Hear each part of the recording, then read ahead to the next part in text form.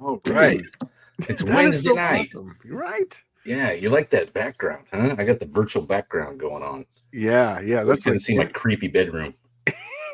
with the bed half unmade, type thing. Yeah, that's Yeah, and funny. blow up dolls all over it. So, yeah, well, welcome to Wednesday night. It's another Wednesday night. We're going to do some tech talk, and welcome to the best tech talk on YouTube, where we 100%. actually do tech. We do Uh, tech, like interesting yeah, tech. I've believe it got or not. I've got parts and pieces to talk about today. So Bam. yes, Parts and pieces. All right. parts and Well, pieces. first off, we're gonna have to run down and hit the everybody that's in here already. So we got the one-eyed cat was first. Danny Boyd was second. Um, Max Wedge Dick Dastardly was third. Buff Del Campo is fourth. Fab Race Mon Repeat. Hello from Northeast Dragway. Junkyard D. Slant Day the Grange. What the heck? What's up, Miss, suckers? yeah, Miss Cat G.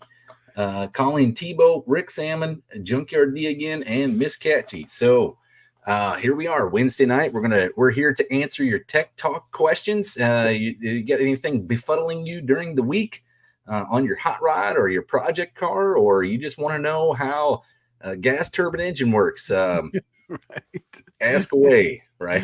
right. So, It works with the boundary layer that goes from the outside, so that way it can bust on the outside in the inside, so that way it doesn't overheat and burn up. well, and I got Val 360 Jimmy just popped in and he says, "Hey Dallas, what happened to the Toronto T-shirt?" Oh, I got it. I just wear it every now and then. I don't know if obviously you've seen it, but I got that at Bathurst 1000 in 2009. I went to that thing. So I lived in Australia for 3 years. Yeah, so 2008, 9, 10. And so I So went to Bathurst 1000 because, I mean, when in Rome, get yes, yourself some spaghetti, and right? that's the track it goes all the way uphill and comes all the way back down. That's It's a that road race. mountain. Yeah, it's a Yes, dude, mountain. I love that track. And they I tell you actually right have a now, that's the straightaway best on that. racing. Well, they got a straightaway on that comes down the mountain, right? Yes. It's called Conrod Straight. And what do you think it's tested? Right? How good your conrods are. Basically the rod bolts, right? Yes. Exactly. I love that. In fact, that's the best racing on the internet or Well, around. it used to be the V8 Supercar series, and all Yes. this stuff used to be on Speed Channel. So you used to be able to have to watch. You could watch World Rally Championship races live from wherever in the world. You could watch the Australian V8 Supercar series, which actually at the time they were Australian and V8 powered. They were limited to like 5 liters, and then the gloves came off, and then the Asian stuff came in with turbos and all that crap. And I don't know how it is today. I mean, we haven't been able to watch it since Speed Vision went off the air. So It's on YouTube. is it on YouTube? V8 Supercar Yes. Series? Oh, okay. Yeah. So I watch it. I forget what it's on, but I watch it all the time, man. In fact, that's my favorite one because they have many classes. So they'll have like the 6-cylinder class, and they have like the really light power to weight ratio ones. And there's a guy who's got a slant six in one of those, and he's Oh, racing. yeah, yeah. Well, they actually have, the Hemi 6 that we talked about before. Yeah. That's been there, and that thing is a handful. Yeah. It's a lot of torque. And just because the engine's completely in line, right, it makes the weight balance weird for a race car, but it puts everything centered because it's Right. not a slant. It's actually straight up and down. No, there is one guy. There is one guy who has an imported car, and it is a slant six. Really? And yeah, they built an engine for it. It was there was another guy. I think it's called the Horsepower Channel or something like that, or Horsepower Monster Channel. And Mhm. they build this, and it's got side drafts, Oh, and they I've put seen that. Yeah, I've yes, seen that. yeah. So that's the engine that is in one of these cars, Well, and speaking. yeah, he doesn't win, but it's still cool. I mean, it sounds awesome going down the track, Oh yeah. Well, there's nothing that sounds like an inliner just wound up to the moon. I mean, when Yeah, we did the slanted nationals, man, that was freaking cool. There was a lot of hardcore slant stuff there, the which got Ruster, me. Yeah, the Ruster was cool. dude. But I do like oddball stuff. And the reason why I like oddball stuff is because oddball stuff generally you can't go out and buy stuff for it. You got to make it. You got to make something work. You got to figure out a piston rod combination. You got to make Yep. the cylinder head work. You got to figure out what works with that cylinder head. So is it compression? Is it boost? I like the I like the inliner stuff. I really do. And it doesn't matter if it's an inline 4 or inline 6, but I'm not so much on like the Honda stuff. And I'm not so much on the, um, like the high revving dual overhead cam stuff. It's not my bag, really. I like when somebody takes something that's meant for 45 horsepower and a garden tractor and it's gnarly. That's my Or bag. something that was barely a generator engine, like a Slant 6 was basically like Yes. kind of an industrial engine, Yeah, and that's what it was. I mean, just like the Ford 306 was really just an industrial truck motor, right? Yeah. So, but yeah, well, it's Val 360 says going to Bathurst makes you a real Aussie, mate. Yeah, well, I tried to take in all the sights. I look at when I was stationed overseas in the Navy. Um, you're not in your home country, and you're wanting to take in. You like to do your things that you like to do, and hot rodding is not a big thing really outside the United States. I mean, there's a little bit here and there, but Australia is probably the best place I could choose because it's almost like the United States, except for everything costs twice as much. But I mean, I took advantage of it. That's where my T-Bird, it has a set of cylinder heads from Airflow Dynamics. And yes, I know you can buy them Chinesian pieces of crap on eBay today, but way back when they were made in Australia, and that's the only place you could get them. So while I was there, I took advantage of where I was at and bought myself some good Aussie Cleveland heads. Yeah. So, before they became Chinesian junk. But yeah. All right. So Danny Boyd's saying inline 6 is greater than V6. I like my V6s too, but I really like the inline stuff. Sounds great. Yeah. Let's see. Colleen T-Belt's got a question there. Is this the one you're talking about? Oh, dang. Sorry. Yeah, everyone's talking about vertical pinion angle, but what is the tolerance of horizontal pinion angle? Horizontal. Well, that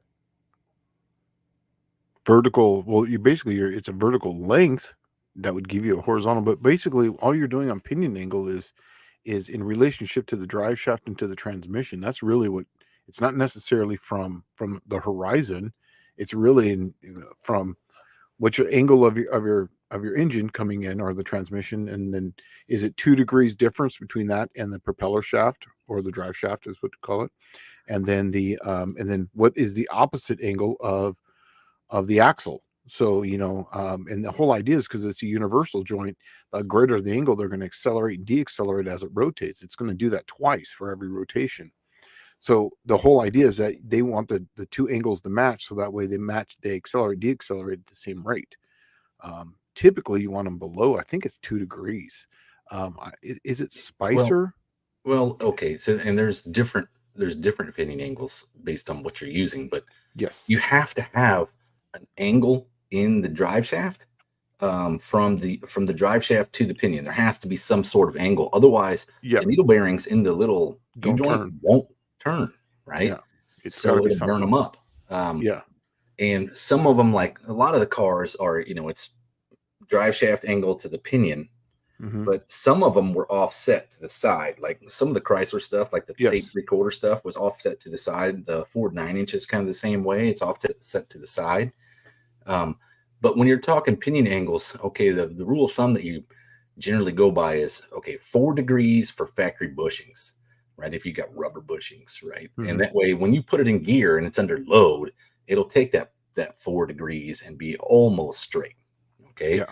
And then when you have like say neoprene or what's the big one, Delrin's another one of the bushings. Then these are the bushings for the control arms to the housing, or even, well, yeah, it's the same way for leaf spring car, right? But you need to have the pinion angle correct. But it depends on what the difference is between the leaf spring. If it has a spacer in there, is it metal? Is it rubber? Because it's a lot of the early Mustangs were just rubber sandwich on the rear end. But she's actually, I think what she's talking about is the left to right is now under. She wrote it down as 709. So that's, she's not talking about this angle. She's talking about because it is off. A lot of Chryslers, the engine's set to one side and the axle's in the center, so therefore the drive shaft's at an angle too. Oh, yeah, and that's only for the cars that actually have the offset pinion. Yeah, Uh, but here's the thing, Colleen, is that this may be hard to conceive, and it is hard. But if you think about it in angles, if you have get a piece of paper here. So if you have one angle that goes this way, and then you have another angle that goes this way, if you turn it on its side, wait, they line up again, right?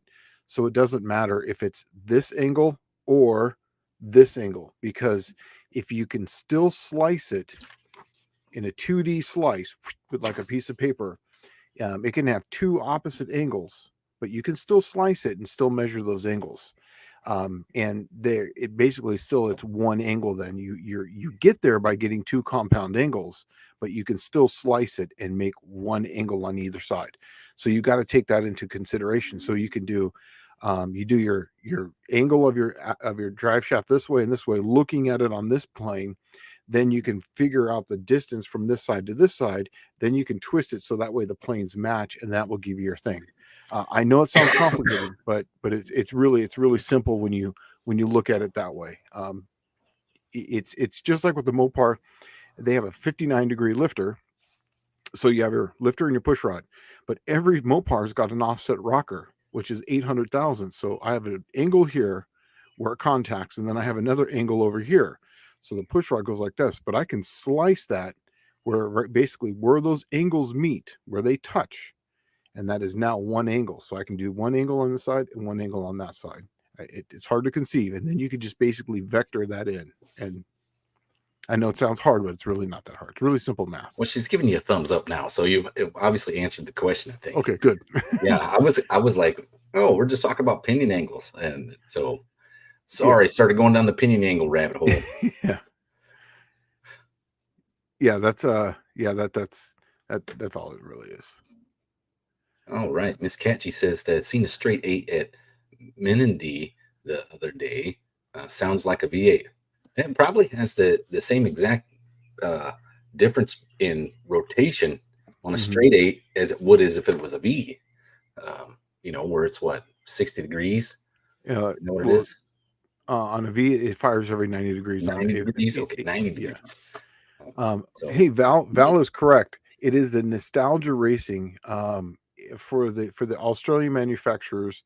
He's talking about nostalgia. That's exactly what it was. I couldn't remember if it was called nostalgia racing or what it was, but it is at Balhurst, and they have a bunch of different tracks. But man, it is cool. You got to watch that. Well, and so my Toronto shirt is a Brocky shirt, Peter Brock, right? And he was one of the greatest drivers in the V8 Supercar series. But Peter Brock actually came to the U.S. and ran a lot of stuff, and that's why when I saw his name, I recognized it. I'm like, oh man, that'd be cool to have a Peter Brock shirt, right? So yeah, and they have Mustangs and Camaros in it. Well, that's really what cool. And this is what they says now. For a V8 Supercar, it's not really V8 Supercar; it's just Mustangs and Camaros. Yeah, and yeah. Camaro's going away, right? So what are you going to have then? Yeah, but it's like the older stuff, like from the 60s and 70s. That was the nostalgia race, yeah. Yes, and that's cool. And they have them in sections. So like the early Mustangs, they have a weight brake, and then they have a smaller engine one. Then they have the faster ones. So it's really cool. Yeah. Well, and here's Deke, our tech guy, popping in to set us straight. Make sure we don't have our we're not out of alignment here. 1.5 to 2 degrees down on pinion, on ladder bar and 4-link, a good working Hemi car on super stock springs with a snubber, up to 7 degrees down on pinion. Yeah, because when you on 7 degrees down before launch, because when you get on launch and you come up on pinion snubber, then it gets back into that 1.5, 2. It's going to move 5 degrees. It really does. Yeah. Yeah. I remember I thought it was 2 degrees, but yeah. All right. Levi's backyard performance. At what point does volume matter more than pressure in oil pressure? Volume for high performance engines. Man, Shane and I talk about this like on probably at least a weekly basis. Yeah. Well, okay. Pressure is just all it is just resistance to flow. That's all it is. It's like kind of like, what is it? I think that's an ohm, right? Right. Ohm is resistance. Volume would be like your amps, right? At that point. So here's the thing: is that if you can mathematically figure out how much oil you're going to need at any given point by just making between the rods. You can get the area of the rods. You can have the distance. You can get the weight. Now, this is a big math problem. Then you can get the weight of the oil, which is basically your viscosity. That's your resistance to flow. How much float's going through there, how much weight, yada, yada, yada, all this thing. Or you can just basically take the factory manufacturing, whatever they have for like say 2000s, right? That's what 1.5 to 2000s. And that's what it is. And then they're saying that the factory is, let's say, this is just quick math now. This is just let's call it the no name nationals way of doing it. Let's put it that way. So let's just say you need the factory says 50 pounds of oil pressure at say 2000s of clearance, and you're going to run them at 2.5 3000s, and then you're running a little bit more gap between there. So what I normally do is if I'm at 2.5 more, you can just go down and figure out the percentage of distance. So you can do your area of one, your area of another, then you just get a ratio. That tells you the percentage of change. Whatever that percentage of change is throughout the system, you take the average of that. That's how much more pressure or how much more volume you're going to need to keep that pressure, that same amount of flow, right? It's really simple. Don't make it over complex. So if you need, let's just say 20% more volume of oil, well, you're going to need 20% more. So if you're opening up the holes, like say from 7/16 to, let's say, 1/2 inch, and then you're going to still run the oil pressure at say 45 pounds, well, you're going to have that much more volume at that height. Now, the only time you're going to have any issue is when it's idling. Usually sometimes that's where the high volume, the actual bigger gear itself, because it's going to pump more per second, but it's not going to create any more pressure because you have a bigger area with much more flow. So it's just going to pump more volume per revolution of the pump and displace that area. And then that basically, once you get up to that point, once it gets off of idle, then really a stock pump will really work. Really, most of this is just for the low engine RPM. That's why a lot of these guys idle these things at real race cars up to like say 1500. I mean, my race car has got a stock oil pump in it. I idle mine at about 1200 for that exact reason. So that way I can keep it up at 35 pounds of oil pressure. But as soon as I get on the gas, it's up on the relief spring, because most of the time once you get off of idle, these things are up on the relief spring anyways, and they're just basically they're just in bypass at that point. Yeah, it's a volume. So there's a law. It's physics law. It's Boyle's law? Bell's law? Well, either way, whatever it is, I can't remember the name of it. It's pressure is essentially, what is it? Directly proportional to volume, right? So you increase volume and maintain the same pressure, you've now increased the flow by almost double. Yeah, it's PV equals nRT. That's the ideal gas law. But basically, you can use that as gas is liquid. It can be gas, a liquid, or whatever.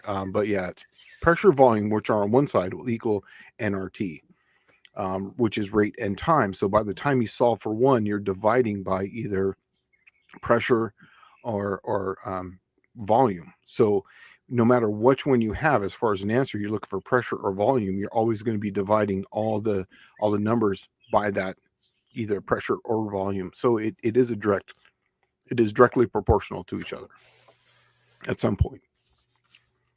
So let's see. Deke's saying that if the pinion goes up, it goes positive up on launch, it will vibrate violently. So I don't know. I've never had one go positive, but then I've always had 4-link junk, right? Even Foreman has 4-link from the factory. Yeah, a Chrysler works like this. Imagine this is your drive shaft coming into your axle, and then your pinion snubbers here. And then as you get on it, this thing rotates, hits the pinion snubber, and then it stops moving right there. And then basically just rotates the rear end into the ground. So they want 7 degrees. And then the typical super stock way of setting is that you have, like, say, 1/4 of an inch before you hit the body.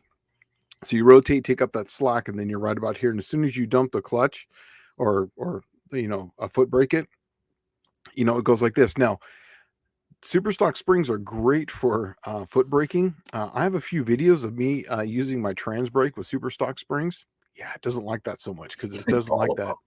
Yeah, Doesn't twist them like up. that wall. Yeah, it twisted up, and it was kind of like it was twisting up and kind of doing this number. It didn't like that. Let's see. Val 360 Jimmy was asking, can I use VVT on a carbureted engine specifically for a Gen 3 Hemi? Yeah, let's see I why don't see not. why You could. not. Yeah. I Yeah, mean, it's because all it's it's all regulated by oil flow, which is in a pretty much solenoid. done by Yeah, it's just a RPM. solenoid, and Yeah. it's based on RPM since you're going to have to use that for the cam and crank trigger anyways. But yeah, you could. But I mean, to be honest with you, it'd be so much harder to do the electronics than it is on a Gen 3 Hemi. I'll tell you right now, and a lot of LSs, it's easier to make them fuel injected than to make them carbureted because they come with all the electronics already and everything's set up for that. So it's like, um, yeah, I don't know. I Also, think he it's says yeah, it just makes the tunability easier for those two. The biggest problem with those, the Gen 3 Hemis, is intakes. Really, is finding those. let's see. Boyle's law. That's what it is. Boyle's Boyle's law. Yeah. Yeah. So Fab Race Mod Repeat says Shane 100% bypass is where the lubrication magic happens. Yeah. So yeah, and so if you, I don't know if you've ever messed with Buicks, but they have all the oil pump is external, and it has the bypass and everything that's completely adjustable. So it makes it like real simple to learn this stuff because like when you work on like say, I don't know, a Chevrolet or a Ford or a Chrysler, all this stuff is contained within the pan, and when you put it in, you're just hoping it's right. Because if you have to change anything, you have to disassemble it. You got to take it out of the engine bay, usually pull the pan off and adjust that stuff. But that's what I always liked about that. Is one big benefit of having the external oil pump. Yeah. The downside is it's an aluminum housing that expands like mad. So Mopars are luckily on the big blocks are on the outside, but they bolt to cast iron block. and when they're also cast iron themselves. Generally. Yes. Yeah. Well, typically, yes. Some of them are not, but yes, typically they are from the factory. And what's nice about that is that the pressure relief spring is right there, just like on a Mopar. So, well, actually, say Mopar. I should say Slant 6.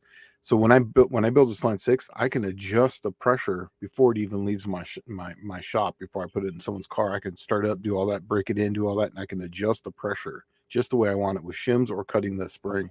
So that way it doesn't have too much and it's just right. All right. So Tall Garage says scramble button to engage the VVT VTEC. I don't know. I don't like carbs. Yeah, we know that. You're not. You're a youngin. Well, here's the thing about the if you're running a 6.4 or even a 5.7 and you're running that, the one with the short valve runner SVR system, okay, short valve runner. You gain almost 40 foot-pounds to 50 foot-pounds of torque just from that. So you shut off the short runner and you engage basically just the long runner. And then as soon as you get over 4,500 RPM, it opens up, I mean, just this much. So that way it cuts off on the long runner to the short runner. And it wave tunes at a difference. So you'll see like a massive increase. So it runs just like a 6.1 intake. So you have this massive, like awesome dual plane intake, for like in a carb world, and then an awesome single plane tunnel ram on the other side, all in one intake. So it is like literally the best of both worlds. So I would just run that. Oh, Buick Smith is saying, Shane, you mentioned once that TA performance cams are ground advanced. The lower gear is also advanced. Do you remember how much? When I used to make those cams, they were 8 degrees. Yeah, I think it was 8 degrees because the Buick was 8 degrees. You and I talked about this, I believe. Yeah, it was 8 degrees. Yeah, exactly. So I think it's 8 degrees retarded on the crank, and then there's also another 4. Yeah, so 4 and 4. I think there's 4 and 4. There's 4 on the actual cam gear. No, it's on the crank. It's just on the crank. I mean, I can't remember right now, but it's 8, and I know that for a fact. Because the crank's got 8 on average, and because TA performance, there is so much. Every cam would go to TA performance and they would put a mock-up, and they had about 3 different crankshafts that they would try, and there was the extremes between the two. The whole idea is that we were trying to hit right in the middle of all the Buick crankshafts. And now, obviously, the other person who to this side of me, or oh, sorry, that way of me, knows more about Buicks than I do. But I just know that the crankshafts, they were for different eras. It was for smog regulation, so they were basically, they would keep going advanced on these things. But then there was a time where they were so advanced that they actually retarded some of them. So you have this range of 8 degrees between, sometimes 4, between 1 year to next year on where the keyways cut. So he was trying to hit it right in the middle, so that way he could get the lower gear. And you can line them up dot to dot and go. Yes, exactly. That was the whole key, is you can line them up make dot it to dot simple. and go. Yeah. Yep. Yep. Okay. So Levi backyard performances. Anything that had good working fuel injection, someone has taken it off for a carb, either is afraid of the New World Order or just like spending the time or the same money for lesser amounts of options. Ooh, man, you know what? That is such a dumb question or a dumb answer. Because I'm going to tell you why, right? Fuel injection is an expensive carburetor, is all it is. And the gain for it in a racing application, you actually lose power unless you're boosted, is what I Yes. found. Now, and I mean, I'll tell you why. Last year when we did the No Name Nationals, the injectors on my Thunderbird in that tunnel ram are all the way down at the bottom of the runner for peak velocity, right? Pro Stock found out that if you got them at the bottom of the runner, the car falls off 2-3 tenths, and they can't figure out why. And it's because the fuel isn't being atomized and distributed in the plenum volume like it's supposed to be. And when you put the injectors closer to the plenum volume, it actually works better and makes more power. Now, if you take your fuel injection and modify it, move the injectors all the way up by where your throttle body is at, you're probably going to have all kinds of problems on a fuel injected intake. It's meant for air only, right? But in a tunnel ram application, it made it real simple. Now I'm going to find out for sure because I got throttle bodies that have injectors in them, and we're going to mix it all up. And I think what we're going to find is I'm probably going to have much more even distribution, and the EFI has an opportunity to straighten it out better. I'm going to play a video. I'm going to go full John Wilburn here. This is actually from Modern Muscle Extreme. It is a 6.4 with 5.7 heads on it that have been ported out.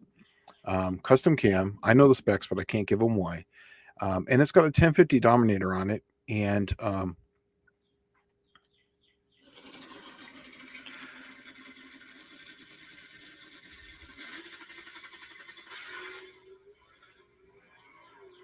And you hear him, he's shifting gears, 4-speed. That just went a 914. So, and because you get the cooling effect of a carburetor, but I got to tell you that there comes a point where the fuel injection is just not worth it anymore, and you really should go back to a carburetor. Carburetors are way smarter than you think, even though they're dumb animals. They're way smarter than you think because they obey the laws of physics. I just like them. I mean, I have my fuel injection. Don't get me wrong. I've tried it all, but the carburetor in a racing application, you're looking at either idle or wide open throttle. You don't care about anything in between. So it's the niceties of the fuel injection don't come into play. Yeah, really. Exactly. It's as long as your air fuel mixture is good at one point, it's atomizing fuel correctly. It's Right. And okay, think about it like this. You go buy yourself a Holley fuel injection system. Let's say you get the top of the line Dominator. Even if you don't have, well, matter of fact, let's say you do. Let's say you have the fuel rails, your injectors, the pump, all that stuff that's required, and your computer, the wiring harness, all that crap. Now you're going to need a box about the size of like a paper box that you use for printer paper to carry all your crap. And when you show up with a carburetor in your hand and then a poly blue pump, then you're pretty much done. Yeah. Right? I mean, it's literally that. I mean, there isn't too much to it. So that's where the carburetor actually kind of reigns supreme because it's just a mechanical fuel metering device. Yeah. And it's well thought out because your fuel injection, you can pet it and call it your lovey, but in reality, it's only had about 40 years of development. That carburetor has had hundreds of years of development. Yeah, exactly. Speaking of which, speaking of which, I did a I got VRS stuff, man. Well, we're gonna talk about that at the Hardcore Tech Hour. okay, top of the hour. Okay, Yeah. so KJ Keeley, can I use a 904 shift kit in my 42 RE? I've been getting different answers. Well, you're gonna need more stuff because you're gonna have an extra 42 RE. I'm not sure what the 42 RE even is. Yeah, that's gonna be a John Cope thing. I don't know. I don't want to say yes or no because that gives you a definitive answer, but I can tell you the 42 RE is an overdrive transmission. And I do know that they have extra solenoids in there, which means they have an extra valve. So maybe some of the stuff would work, but as far as making a shift kit for everything, I can almost guarantee you're going to be leaving something out at that point. I do know that in my 904, I put an A99 valve body in it, and I still had to modify the crap out of it. And the only thing it had was just lockup. So, yeah, I don't. You're gonna be missing some stuff. Aunt D is saying a lot of industrial 454s were converted to external oil pressure regulators. Oh, that's cool. I didn't know that. Yeah. Wow. Okay, so Val 360 saying, I know what you mean about keeping the Gen 3 EFI, but I'm putting it in a car with fuel systems already set up for a carb. And Oh, that's what okay. makes it the simplest. You don't have to spend a whole pile of money to do that. I mean, you literally just buy an intake manifold and the ignition controller and bolt your carb on. Yeah, you're right, but it's going to cost about the same amount of money then because the ignition controller, like a MSD6, I think is what it's called, or ME6. I believe that's like what $600 or $700. Then you're going to have to get an intake manifold, which is about another $700 or $800 at that point. So then you're already into it for the cost of, like, say, electronic control system, say like a Terminator. Terminator is like $2,000, man. So Yeah. And you got to buy fuel pump for it and all that stuff. But you're so close to that at that same time. No, you're still pretty far away. $1,400 compared to $2,000, not much. I don't know. That's just for your computer. You still got to buy the fuel pump and all that. He's already got carbureted. Okay, well, if he's got everything, yeah. I mean, if he's already got all that stuff, then go for it, man. I mean, I'm a carburetor person. I'll tell you that right now. But there comes a point where there's just diminishing returns. Like, does it cost too much to try to change things? Yeah, the hard part about the EFI system that I've found is when you start getting up into racing application EFI stuff, because I've been doing this before anything was available. I've been doing EFI since before you could buy the Holly stuff, or before you could buy, matter of fact, before you could buy an Automotive A1000 fuel pump. You had to use stuff that was existing. And to tell you the truth, like I scored the best off of running, I was running fuel pumps that were made for TPI Camaros. And it's almost like a Bosch 044, if you're familiar with that pump. But it was a Bosch pump back in the day, but they were like 290 liter per hour or something like that. It wasn't serious like the 044 is. I still have Gen 1 Aeromotive 1000 pump on my car right now. Yeah. Best investment you ever made. It is. I tell you, man, that right now supplying my fuel line to my carburetor, and it's going to be for my first stage of nitrous. Well, my stage of nitrous. So yeah, it works beautiful. And it's a -10 all the way up there. That's a lot of fuel. Let's see. All right. Hippie Miller, I agree with you. One right underneath that one. Carb is easier to tune and work on with way less maintenance. 100%. That's why my daily drivers, I love carburetors on them for that exact reason. So here's Ron Ward, the voice of the No Name National, showing up in here, shaking things up in the chat. Pontiac question, because Ron, if you know Ron, he is not a Pontiac guy. So what American-built headers are available for a 71 Le Mans with a 455? Oh, God. Dude, I would have no earthly idea. I don't know if hookers are made in the U.S. anymore. No. I wonder if Hedmans are. I don't think so. I think TTI is the very last one. They're like pretty much exclusively Mopar, aren't they? Look. I don't know.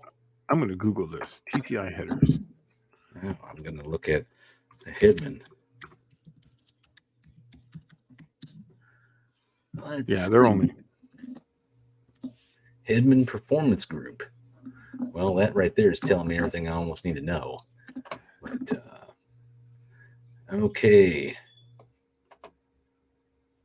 What Americanbuilt? I don't know, man. On that one, that answer, I don't know. I know TTI. Luckily, I'm a Mopar guy, and they still make them here.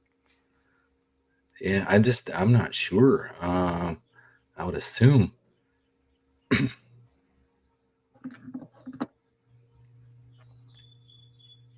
It does not have a thing on their website saying made in the USA. That means it's not. They'd Probably be proud isn't. to say that, right?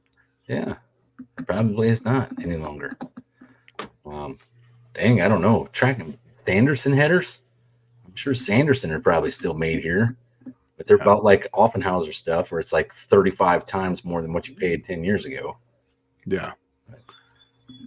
I bet you we'll look at Sanderson. Usually I get stuck with having to search weird crap like this because nobody makes anything for my stuff. Hey, Sand Mountain is saying check Doug's. Are Doug's headers? Oh, no, they are not. I know that for Okay. a fact. Let's see. Sanderson headers. Yep. Still made in the USA.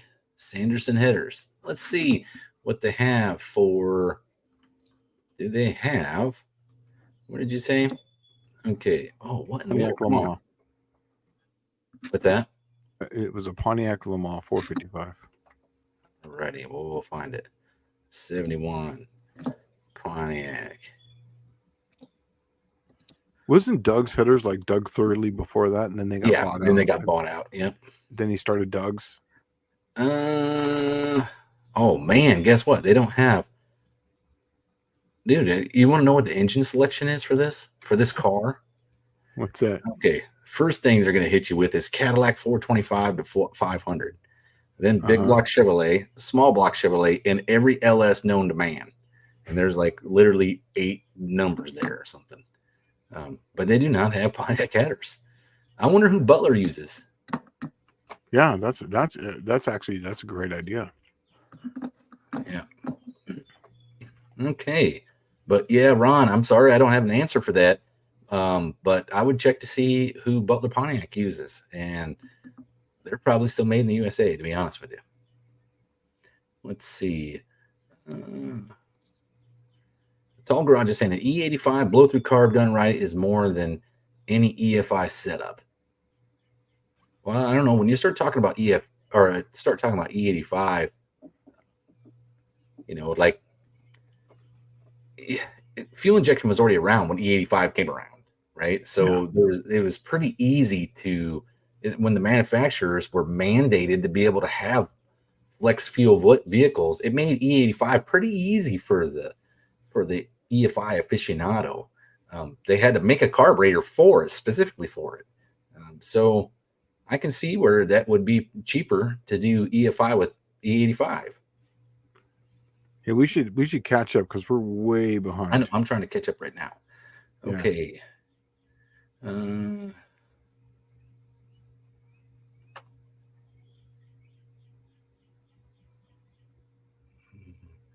Let's see. Michael Schmidt just got here. He says, Batman and Robin, arrived late.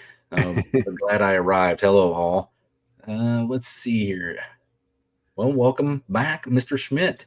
Hippie Miller, I have both on. Okay. Maybe I don't. With wires everywhere. Yeah, no, I agree. Yeah. I like the screwdriver thing too myself. Ron Ward says carbureted LS engines are sexy. I don't know about sexy, but they run good. Yeah. I'm gonna have a Gen 3 Hemi with a Dominator on it. I can tell you that right now. Yeah, let's see. Have Dylan's email. No. And what do I need it for? Is there something that I need to contact this guy about?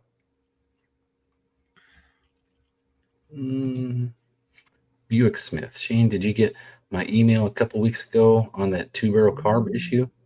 Let's see here. A lot of my emails have been going straight to spam. Let's see here. See, a couple weeks ago, 2-barrel question. Let's see here. Okay, so Dylan Levi said people should get over the made in the USA. Like, I will, if I can, but if I can get better for cheaper, I'm going to. My hairs are China made and are great.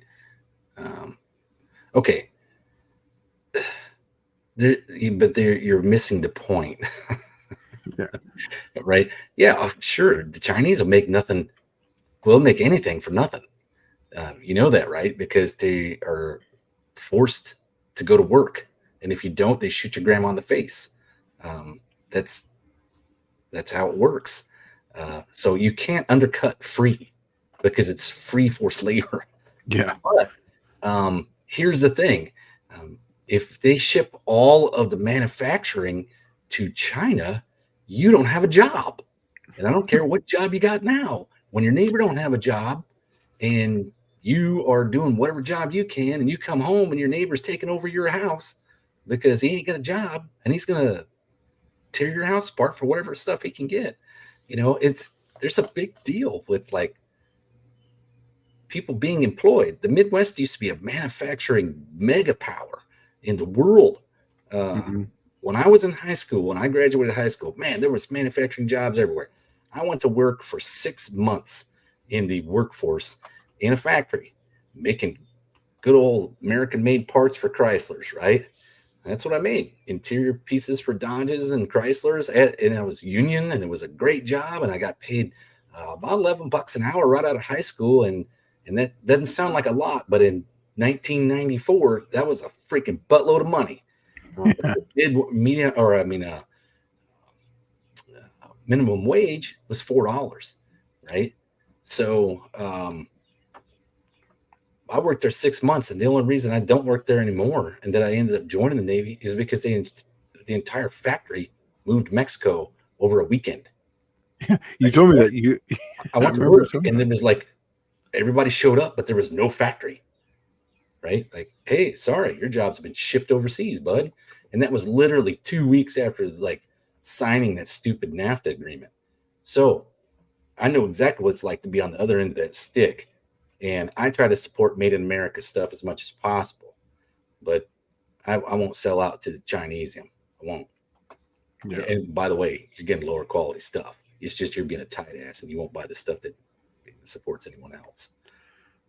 So, So Tom, yes, you were in my spam area, and there's a lot here. So what I'll do is now that I have it, I put it into my inbox, and I will get to it. Sorry about that, but there's, it is a Yahoo account. I don't know why I have it on medium as far as sensitivity for spam, but it spammed you. So unfortunately, sorry about that. But yes, I did find it. You were talking about a 71 Buick GS, I believe. Dr. Arts said Kiwi has left you a voicemail and you need to I return his don't know. voicemail. He's trying to get a converter. Okay, well, here's the thing: is that I don't know how much spam email or phone calls you get, but because I live in, I get them all the time, and I just turned essentially the phone off. yes, and it does show that I have two here, but sometimes those are even those. Have you ever got those voicemails you go and listen to, and it's like a fax machine? Have you ever heard Oh yeah, that? yeah. So I yes, don't know what that's about. I don't know. Maybe they're trying to use their spider mind trick on you or something like that. Send me money, but yeah, it doesn't come up with a name. It just comes up with a phone number. If that was you who called me at about 1:40 today, then yes, I will call you back. But yes, there is a voicemail, but I tend to not listen to them because 99.9% of them is someone trying to, do you want to sell your house, or what's that other one that stopped? It stopped the warranty on your car is expired. Yeah. It's like, dude, it's a 2004 truck. Of course it's expired. Okay, so Colleen's saying any benefit to running non-ethanol fuel? There's a big one if it's a daily driver. Yeah, I would say availability. Well, your fuel economy goes way up considerably. Yeah, yeah. It's like 10% better. Yeah. And And I've actually been looking for E85 in my area because I was going to try to experiment with a little E85 fuel. There's one station in a 25-mile radius, and it's 15 miles from my house. I said, yeah, that's not for me. One station.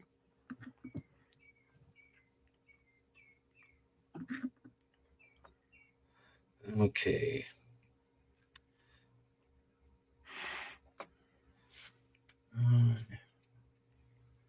There's a lot. All right. Yeah.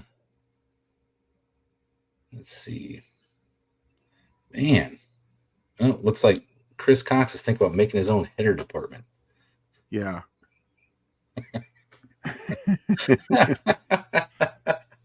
Yeah, John Wilburn with the elbow from the top rope, right? He always shows up in classiness. Right. Yeah. How you doing, Mr. Wilburn? That would be the one fur that just won it from the top rope, like Dallas just said. You got a one fur. There's no five fur there. That's a one fur. Yeah. Let's see. While you're looking for that, I was going to say I'm going to go to the track again this weekend. Oh, Yeah. really? Yes, I am. Not going to turn on the juice, but I'm trying things. I bought. Go ahead. Oh, I bought 6 electric 12 and 6-volt pumps from a vendor last year and wanted to add them as primer pumps on cars I don't drive often. Not one of those POS pumps worked for more than 1/2 hour. Yeah, it's true. They suck. Well, and that's what you do is you just flood the world with Crap. low quality parts. Mm-hmm. And if you haven't noticed, there's been a lot of things that have been happening over the past 3-4 years that never happened before, right? Like camshaft failures. You're going to tell me the old boomers don't know how to do a camshaft break-in anymore? You got to be kidding me, right? Something else has changed. That was the big one. That was within the past 2 years, right? But then you go before that, and it's like lifters collapsing and falling apart. I'd never seen lifters collapse on a daily before, and that happens quite often now. It's just this kind of stuff, and what you're dealing with is the metal being lesser quality. Because if you haven't noticed, when all of your junk goes through super high price and you're scrapping stuff, because like, man, scrap is high. You know why scrap is high? You know who's buying? China. And she's buying up all your metal, and then they're adding a whole bunch of tin and garbage to it, and then shipping it back over here as new metal.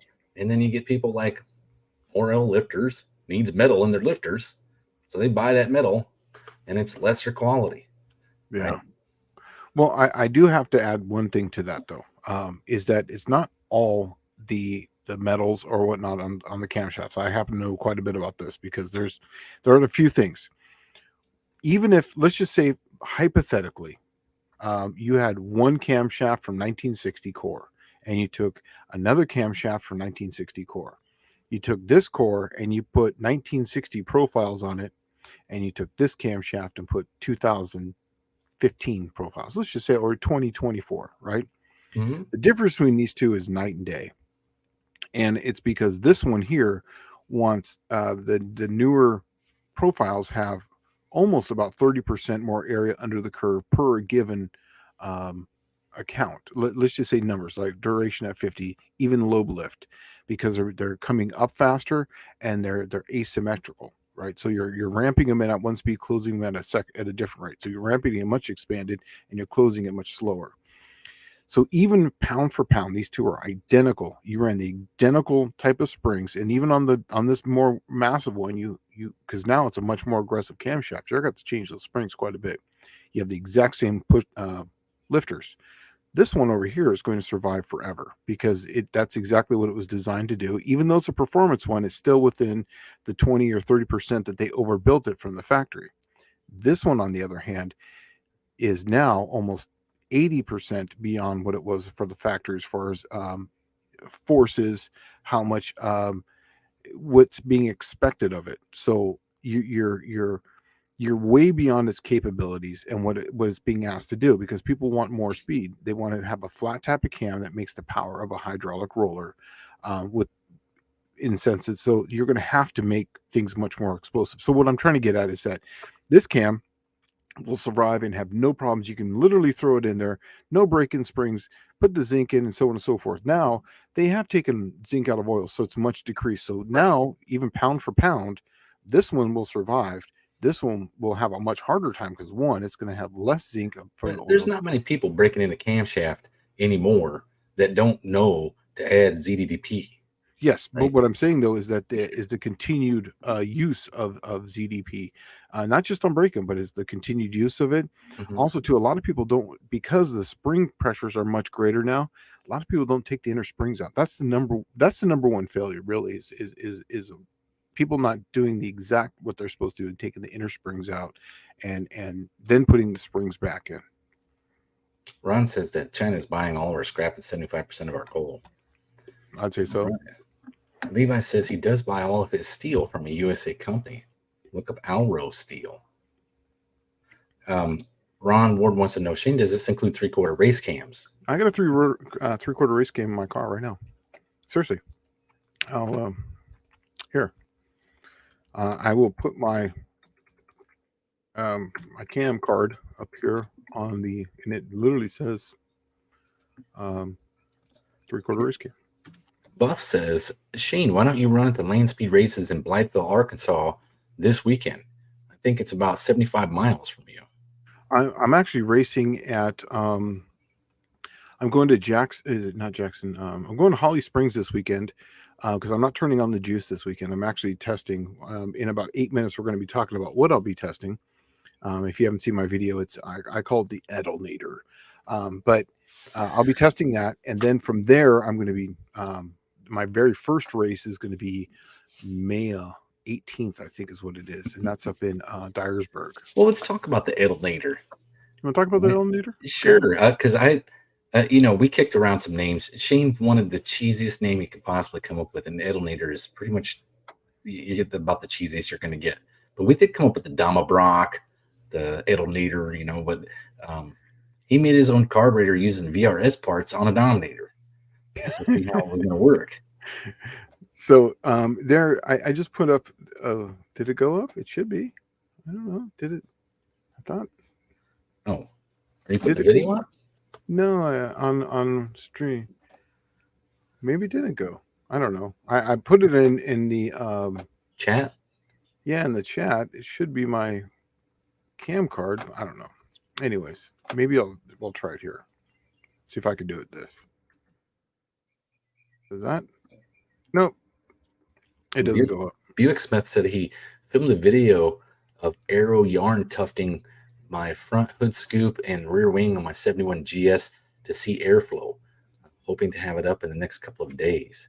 That stuff has always intrigued me, like how the old schoolers just used to check out like airflow and what it was doing, aerodynamics, because the ball of yarn thing was used all the way up through like probably the early 90s. Yeah. All right, so let's talk about the Edelnator. Okay. So you guys know I've been taking my car to the track, trying to get it, get some time on it, whatnot, and get it out. And the last time I went out to the track, I got what was it, 634? I think it was 110.5. I think it was the best, whatever. But I could tell that it was starving. It really wants a Dominator. So the Dominator I have is a 1050 Dominator. It was made in 1983. It's a 3-circuit. I believe it's 8896-2 is the version of it. And now I'm not going to tell you what I did to the metering block because that's still a secret. That's going to be a video possibly for another day if it works. We're going to find out. But I did do some tricks to the metering block. But what I did really is I put on the bowls. Now you may not think that just putting on the bowls is a big deal, but here's the big deal about this. Look at how big this thing is as far as volume. So what I did also too is I changed the extensions in here, jet extensions really. I always go to 150 thousandths needle and seat, and I set these right at the mid on this, and believe it or not, it's about 2.5. Normally it's about 2 turns up or down. For whatever reason on this one, because this thing's just setting height, so it should be the same. This one wants 3.5, 4 between. So this way I can lean it out or richen up at the track, like really easily with just a couple flats of this thing. But what I'm trying to do with this is I'm trying to get as much clean fuel with and take the air out of it. Now the Dominator's got small bowls on it.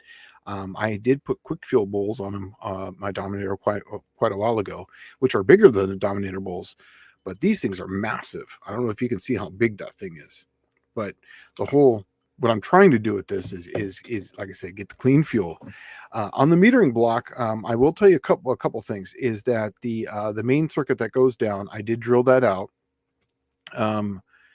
I'm not going to tell you the size yet, but I did drill that out. And the goal is eventually I'm going to get some of the billet blocks that go to the VRS, and that's a 4 circuit. So you got 2 intermediate circuits. Now my Dominator is only 3 circuit, but the body itself is just a dumb animal.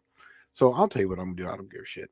I'm going to drill and tap it so that way I can put a second intermediate circuit in there.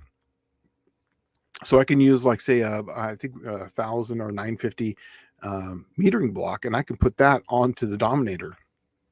So I can have a 4 circuit VRS, which is going to be my Aerodynamics carburetor. So it'll have all the VRS capabilities except for one. I won't have the ability to internally bypass it, which I wish I had, because I had to drill holes into I had to put 25,000 holes into the plate to get this damn thing to idle correctly. Well, also, didn't you say that the annular boosters that it's used on the VRS, it's not the same on the Dominator, is it? No, they're a little different, but they are still they are annual boosters. It's got a lot smaller holes and more of them. Mine's only got 8, and I believe the VRS has got 16. They're smaller, so it atomizes the fuel better. Oh, so I'm going to try to get those boosters. Yeah, if I can put those into the Dominator, because it's a much smaller hole. They still math out the same. Yeah, but the Aerodynamics. So yeah, I'm trying to take everything that we learned from it and put it into one, and make it my own. Why not? Having fun with it. Well, anarchy is freedom, sin. Adding too much ZDDP is just as bad as not having enough. Agreed. Best bet is to buy a dedicated break-in oil and use it as it comes. I've been saying this for years. Okay, I agree. Everyone says, "Oh, you just buy the ZDDP in the bottle and you pour it in." Okay, look at it like this. Well, I'm looking at it as simple as this. Okay, Buick engines hold 5 quarts of oil. Chevrolets hold 6 quarts of oil. When you buy that bottle, what is it for? Is it for 6 quarts of oil or 5 quarts of oil? Do I add just 3/4 of the bottle? Do I add the whole bottle? Right? That's the question that I ended up coming up with. And it's like you're making cookies, right? Chocolate chip cookies. Someone tells you to put butter in them. That's what makes them work. Okay. If you put 10 pounds of butter in there, there's a difference between eight tablespoons. That's a huge difference. But you got butter in it. Is it going to make a cookie? No. Your 10 pounds of butter is going to taste like a lump of lard. It's going to taste terrible, right? Same thing's happening with your ZDDP, because it's not measured. You're just pouring it in, and you're expecting this magic mystery oil bottle to cure what ails you. It's not measured. It's not metered. It's not properly mixed. Yeah. And so I've been seeing this the whole time. Buy the break-in oil. Just pay the money. Buy the break-in oil. It's not hard. And it's one time. It's break-in. Big deal. I'm going out on a limb because I know I'm just going to screw myself now. But I haven't had a cam failure yet, while everybody else was failing everything. Me too. Same here. I haven't had one. And a lot of it was when all that stuff started happening, I started buying old lifters. And I'll tell you my secret. I'd go to eBay. I would find HT 969 is the Buick Olds Pontiac lifter, and I'd find the boxes stamped with the part number, not laser engraved. If it's laser engraved or printed on there, it's from 1997 and later, right? Stamped. So I'd find the 1Z, 2Z, 3Z, 5Zs, and I'd buy them, and nobody would touch them. And guess what? It don't take long, and you got 16 of them suckers. It doesn't. And I was eliminating the metallurgy, but I knew, use proper break-in oil. That was the difference, because back when the old schoolers, when the boomers were breaking them in, they go buy their oil, and it already had the zinc in there, in that bottle, measured and metered for that 1 quart. And that's where I started having heartache with that add the bottle of ZDDP stuff. Yeah. Like some of the race car stuff, 8-quart oil pan, and you put 6-7 quarts in it. Is it metered for 6 or 7 quarts? Is it metered for 4 quarts? Is it metered for 8? I don't know. It doesn't say. It just says add one bottle and everything's going to be just And it's happy. not, you're putting it in and it's not mixed. By the time it's mixed, it's already too late. It's That's already what ran. Yeah.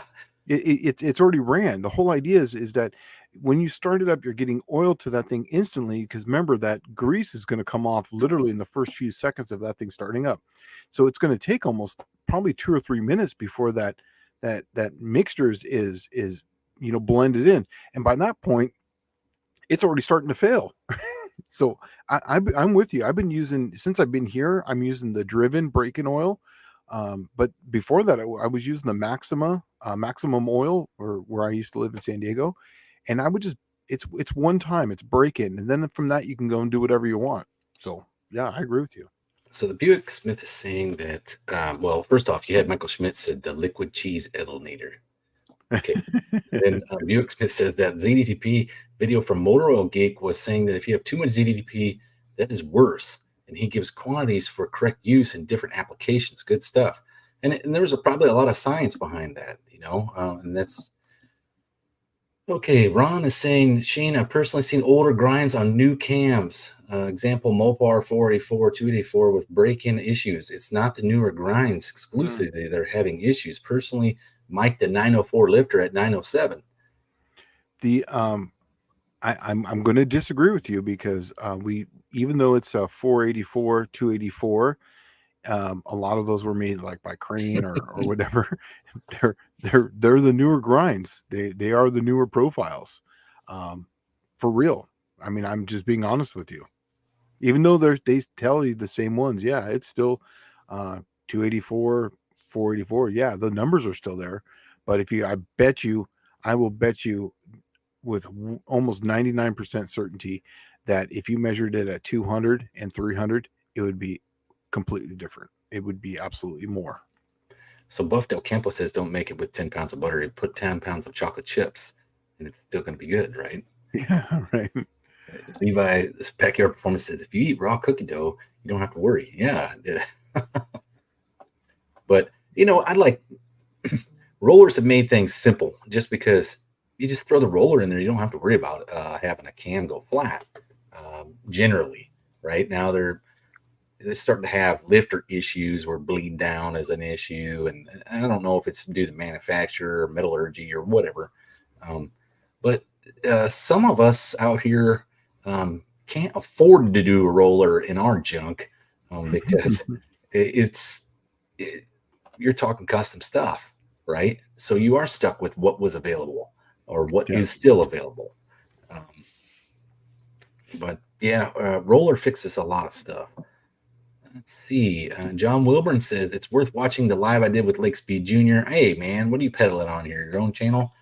He explains exactly how too much zinc is a bad thing. Yeah, no, I agree. I've been saying that forever. It'd be like running sandpaper through your engine. I mean, zinc literally is there for, it's to break it. Well, okay, it is for wear resistance, but it would become, I'm assuming, kind of like what they used to do to old EFI intake manifolds was this thing called extrude hone, and it was like a sandy material that they'd push through at a super high pressure through the intake manifold, and it would hog it out by essentially forced erosion, right? And that's how I could picture the oil system on some of this stuff with all that zinc, especially on your wear surfaces where it's metal on metal, like flat tappet lifter, the face of one on a camshaft. Michael Schmidt saying John, I haven't had cam issues because I use vintage NOS parts. Hey John, I just sent you an email. My chat in StreamYard just went away, so I can't see anything anymore. But I just sent you an email with my 3/4 race cam. If you could post that so people can look at it, would be awesome. Okay, so Buick Smith says, break-in question. On an engine that has a few thousand miles but needed to be re-ringed, do I need break-in oil again just for the rings? 45-degree hatch with Muller rings? No, not at all. The only thing you needed break-in oil for was your flat tappet camshaft. And if you've already broken it in, then you took it apart and re-ringed it, then your cam is already broke in. This is primarily camshaft break-in. But your rings will have to rebed. But molly rings, the good things, if you get your crosshatch right and you use the correct stone, your molly rings will generally break in within like the first 30 seconds of firing. So it goes pretty quick.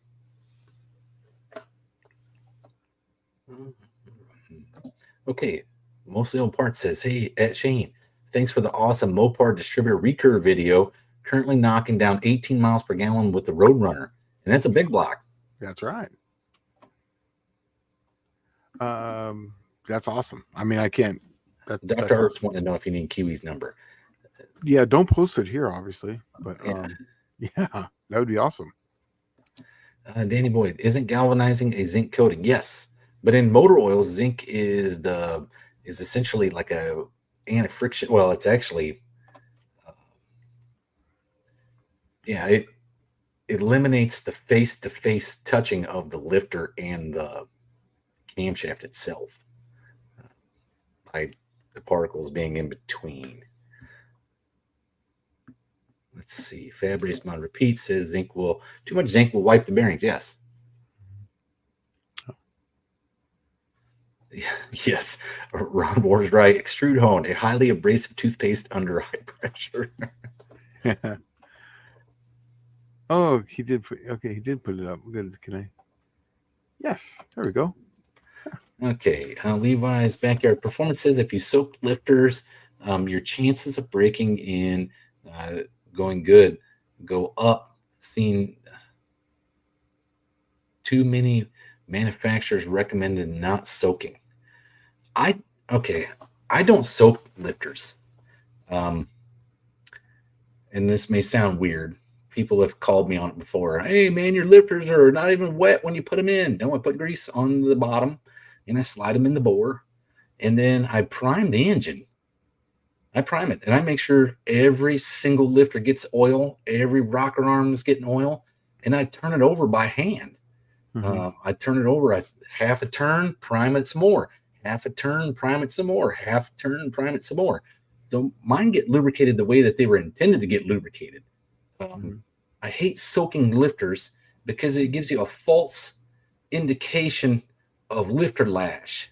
Yes. Because you're going against spring, you have to push out the oil now. Yeah. And so I want to know what my lifter preload literally is. And when it's pumped up full of oil, it's going to look like, hey, everything's great. And it may not be. It may be all the way. You could actually be 30 thousandths off and it still look okay. And that's why I don't soak them at all. That way I can push down on the lifter and I know right where it's at. And I set all my hydraulics, like I said, 20 thousandths off the bottom. Every single one of them is set up that way. So if you want to see Professor P's 3/4 cam, go to this print card, this Crowder print card website, and you can see his cam profile. Yeah, you sure can. And it says right there, that's a 3/4 race cam. It says right there, grind number 3/4 race. So yeah, it's subjective. Okay. Ron Ward is saying currently looking at a new cam, 6-foot lift and 8 days duration. I'm hoping today's oil will support it. If it's a roller, right. Is that the hot for teacher camshaft? That's what it sounds like. Yeah. Oh, Hippie Miller, that says that cam looks rowdy. It's fun. Yeah, that's that's what I always liked is that if you're not familiar with the hot for teacher camshaft, that's a Van Halen hot for teacher on the unairplayed version. If you bought the CD in 1984, right? The intro for it was this really bitchin' drum solo, and it really sounds like a car with a lot of camshaft in it. Yeah.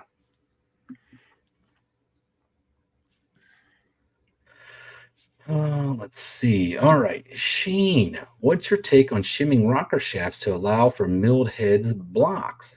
Oh, always. Well, I don't really look at the milled head or blocks. I always shim my rockers if needed because I always run a swipe. So what I'll do is a lot of people don't have like chem dye or anything, but I just use the Sharpie. Works just the same. And then I'll run a setup spring and I run it through a sweep. So that way it just goes through its little rocker arm motion. And I'm looking at geometry and looking at the pattern, and I shim accordingly to the pattern.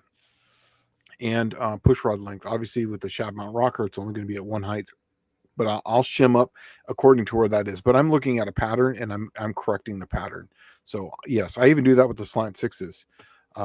In fact, Gilbert's slanted sled's probably going to need more than likely it's probably going to need a shim underneath there. A very small one, but it's going to need a shim possibly. It's not a very much lift, but still.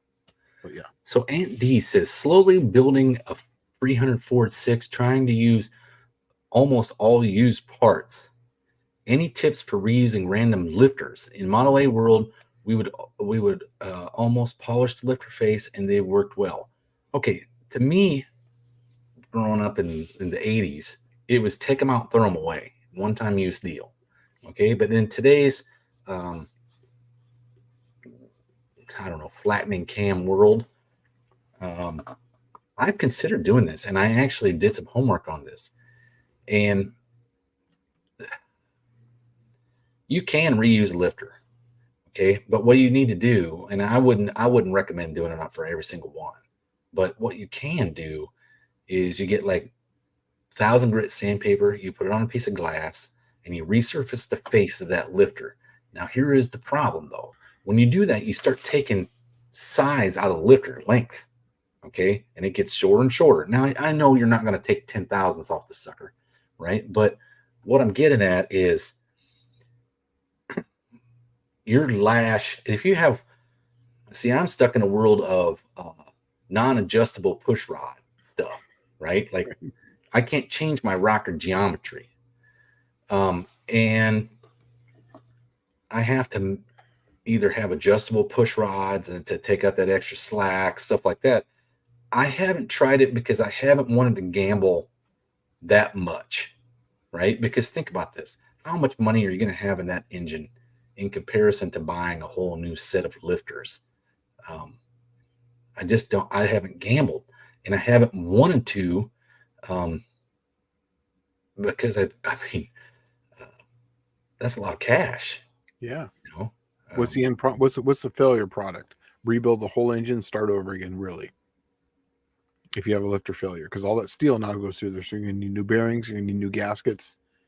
So to me, it's just not worth it. Yeah, I don't. And then if you take the possibility of it scoring up the cylinder walls or anything like that, golly, man, and you're talking about, it gets to the point where it's just so expensive that I can't even bring myself to do it.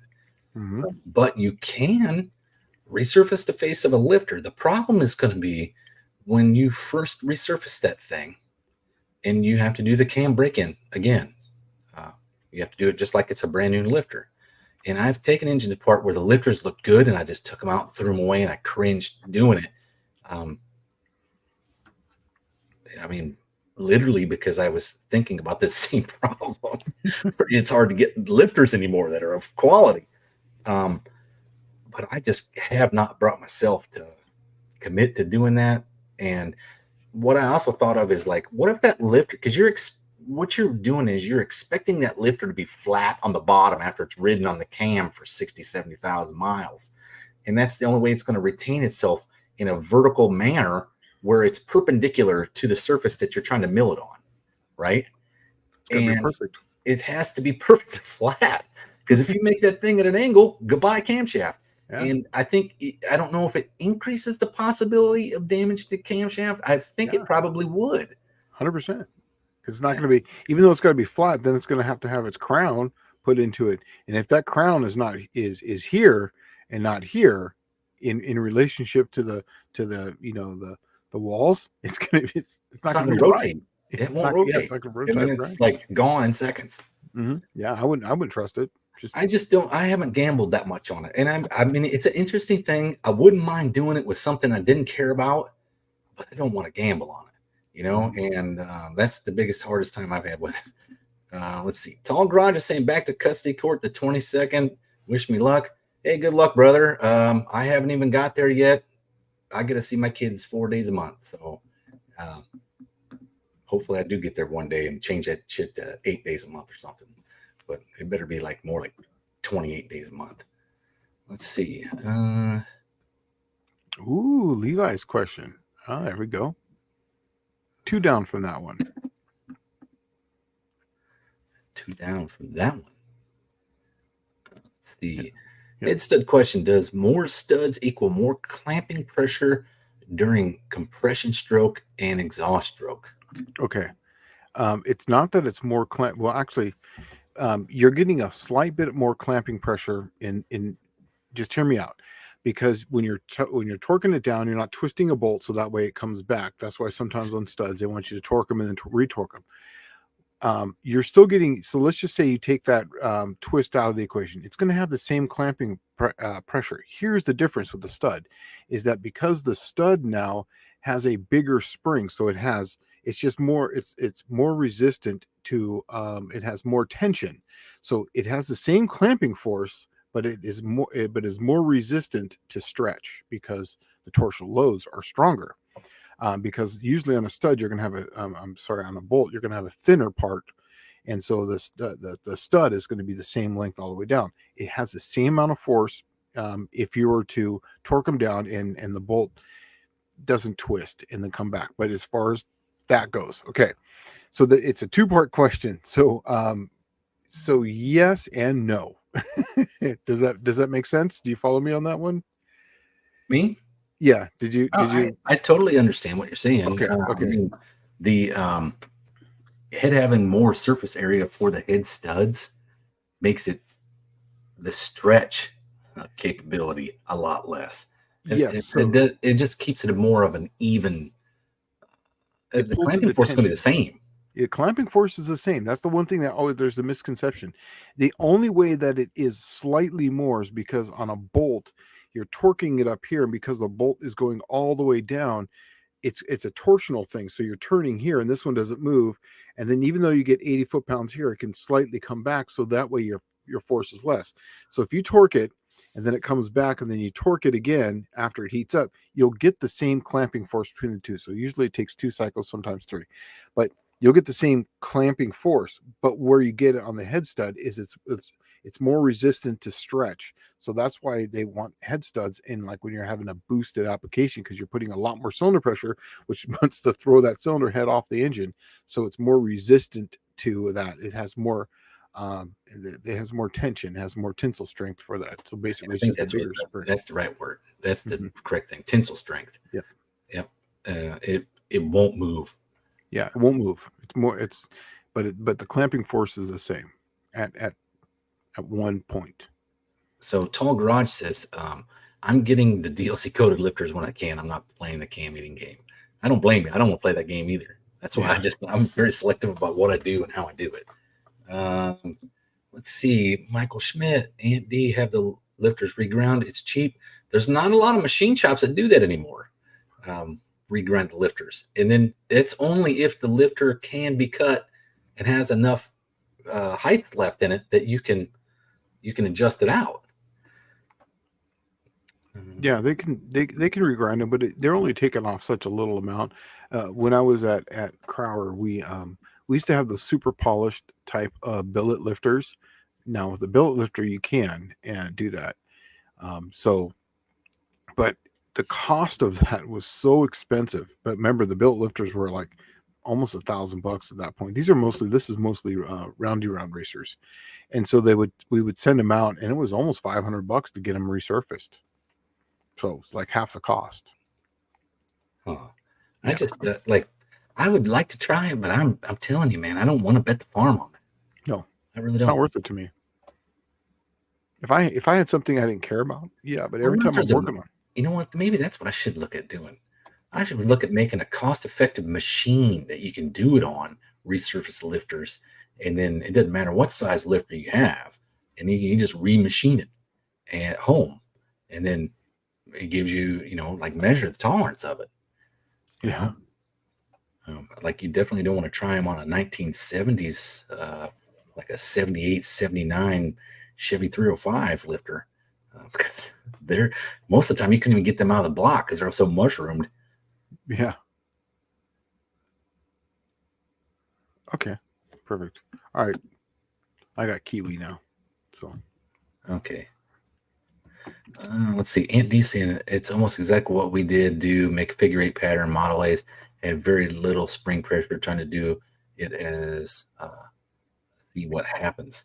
Yeah, but the Model A, the Model A's got that. I mean, it's the lifter's funny looking. If I remember correctly, it's a thin, lifter, but then it's got a big flat head on it. Or am I thinking about the flat head? No, it's like no, that's it. That's the it. Model Yeah. A, the Model A engine is a Briggs. Yeah. Yeah. Exactly. Yes, that's right. It's a Briggs & Stratton. Yeah. Okay. Oh, One-Eyed Cat says the mailman was nice to me today. Well, thank God he was nice to you and not Wendy English.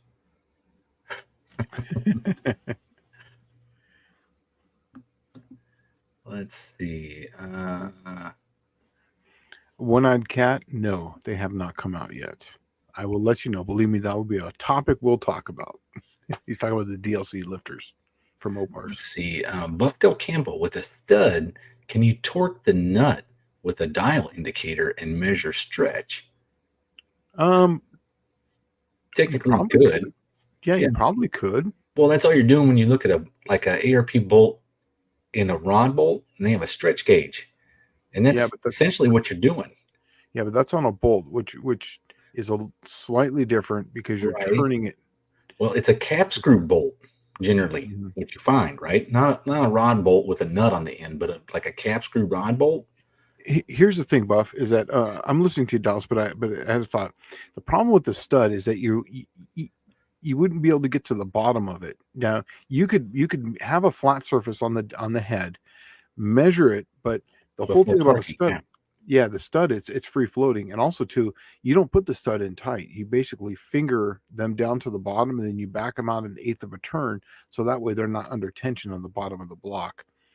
I'm assuming that you could, but I don't see why there'd be any benefit to it. The only reason why you're doing rod stretch or bolt stretch on a rod bolt is because you can get to both ends, and because it's a bolt, that's the only way you're going to actually tell torque because of the torsional load on it, as far as the twisting load, and that's the whole reason for that. So that way you get the correct amount of spring. Like you said, everything's a spring. How much more spring pressure you have on it. So Buick Smith says the Stage 2 Buick engines were a drill for extra head bolt studs on the exhaust side. Yes, and then small blocks were too. The 215 has an extra row of head bolts compared to all the other small block Buicks down at the bottom. But that's the biggest weak link of the Buick is they only have 4 bolts per cylinder, and 2 of them are shared between the adjoining cylinders, the adjacent cylinders, I guess. The cylinders directly adjacent to them.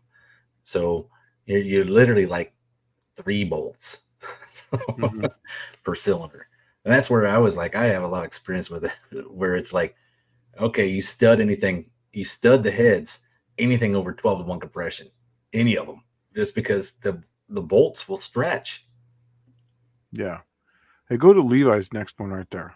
That's an interesting. Nice. I got a pretty good analogy for that. Okay. So theoretically, you could add a bunch more studs on the outside of the locations to get more clamping force. Here's one caveat to that. Think of force like water. It's going to go to the path of least resistance. So yes, you could put a lot more bolts on there, but there's one key thing that you should notice is that whenever they have added bolts to like say an LS or even a Mopar, like anything with 10 head studs, the outer ones are always smaller bolts. And the reason for that, so the least, that's going to be where the force is going to want to go. So you're adding the extra force going to that area. So you have the standard clamping force, and then you have smaller bolts here. So the force that this is has already on it, these ones here are now going to absorb the leftover force as it goes out. If you add extra studs on the outside that are larger, the force then is going to come inward, and you're probably going to blow head gaskets at that point. Now, that is just a guess, but I'm just going by what I've seen with how force moves through steel. And once again, the mind's going, remember, this is a live show, so I'm trying to think here real quick on what law it is, and I can't remember off the top of my head, but theoretically you're right, but you would have to do at least some sort of calculation. So because even if you just put some on the outside, you would still need force, if you had like say 10 head studs on an LS and you put 2 on the outside here, these 2 being far away, between the cylinder now, that's going to be the least amount of resistance. So what I would do is I would increase the stud size, the bolt size on the LS on those 10 to bigger, and then the smaller ones on the inside, if you're going to add extras, make them smaller. So that way you can still, that you'll get the same clamping force between those as far as strength, and it's not going, the force on the outside now is not wanting to come in. That's the way I would do it. Sorry. It's okay. I was looking at Shane. Tall Garage says, Shane, let me get those test DLC lifters before you toss them. Right. One-Eyed Cat says, have the Mopar DLC lifters come out yet? No. I promise you guys, for real, when that comes out, I will drop hints, and then I will have them in my hand. I promise you that. Deke says up to 70% of torque on a dry washerless fastener is consumed by friction. Exactly. And here's one thing that people always mess up on. They really mess up on this. When you put a stud in there, they will lube both sides of the washer.